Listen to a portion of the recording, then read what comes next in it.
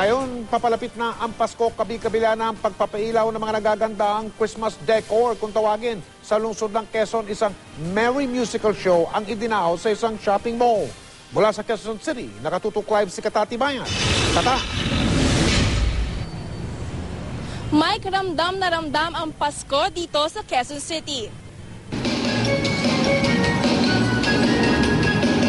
Kumukuti-kutitap ang Christmas light sa isang merry musical show sa isang mall sa Quezon City.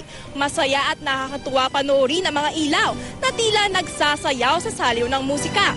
Buhay na buhay ang mga ginamit na inflatable cones. Malilikot ang kulay na pula, berde, asul at puti. Tumagal ng hanggang 10 minuto ang musical lights show.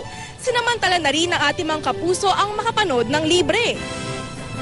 Hindi na rin daw kinailangan lumayo pa sa ibang lugar o sa ibang bansa dahil dito rin sa Quezon City, bida ang mga nagagandahan at naglalaki ang Hello Kitty sa isang Christmas village. Detalyado at puno na iba't ibang klase na Hello Kitty mula sa display hanggang sa mga cupcakes na katakam-takam.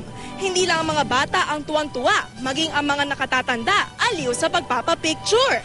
Samantala, dambuhalang Christmas tree naman ang babati na maligayang Pasko sa shoppers ng isa pang mall sa Quezon City. Nakadadagdag saya sa mga mamimili at namamasyal, pati ang magaganda at makulay na Christmas display.